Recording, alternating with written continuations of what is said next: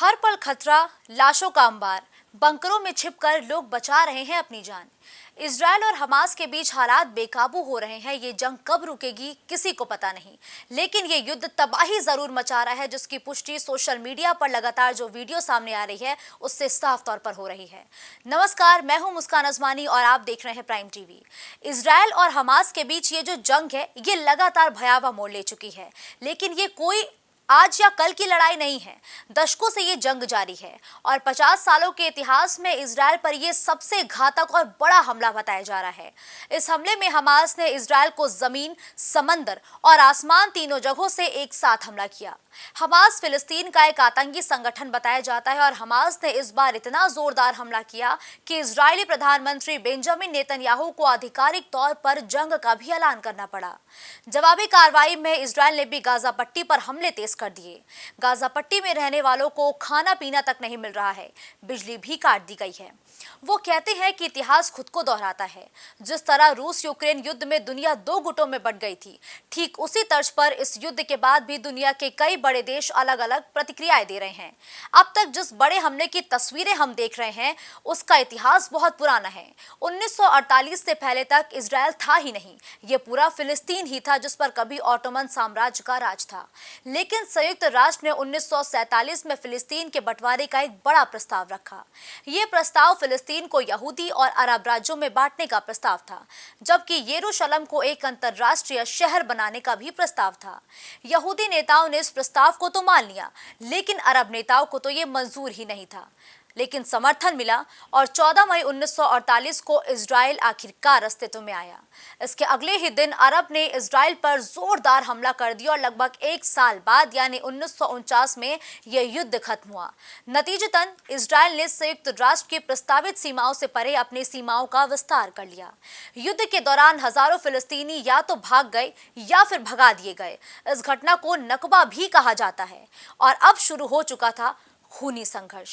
Israel यही नहीं रुका। 1967 में इजरायल ने मिस्र पर भी हमला किया। इससे मिस्र, जॉर्डन और सीरिया के साथ 6 दिन तक युद्ध हुआ और इजरायल ने मिस्र से गाजा पट्टी और सिनाई प्रायद्वीप के साथ ही जॉर्डन से वेस्ट बैंक और पूर्वी यरूशलेम और सीरिया से गोलान हाइट्स को भी जीत लिया। कैंप डेविड समझौते के बाद 1982 में सिनाई को मिस्र को वापस कर दिया गया।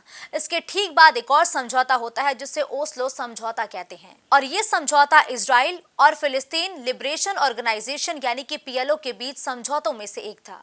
समझौते के तहत फिलिस्तीन अथॉरिटी का गठन हुआ और पीएलओ ने इजराइल को आखिरकार मान्यता दे दी। इस समझौते ने वेस्ट बैंक को गाजा पट्टी में कुछ इलाकों में फिलिस्तीनी नियंत्रण को ट्रांसफर करने की प्रक्रिया भी शुरू कर दी। इजरायली सेनाएं अपनी बस्तियां छोड़कर गाजा पट्टी से एक तरफा हट तो गईं, लेकिन संयुक्त राष्ट्र अभी भी गाजा पट्टी और इजराइल का नियंत्रण मानता है।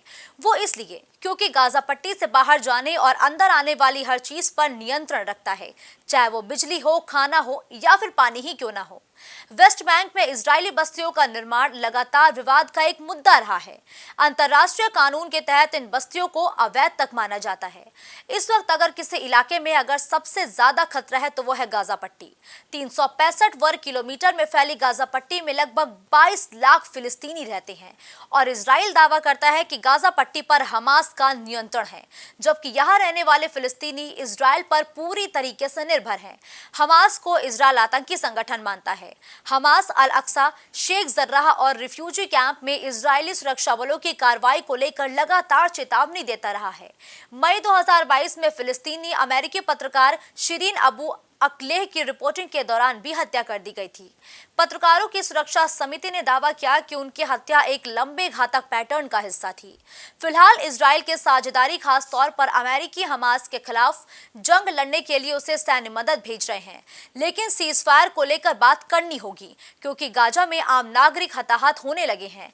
संयुक्त राष्ट्र, मिस्र और कतर मध्यस्थता कराने में लगातार जुटे हैं, लेकिन आखिरकार बेंजामिन नेतन्याहू को ही फैसला करना होगा।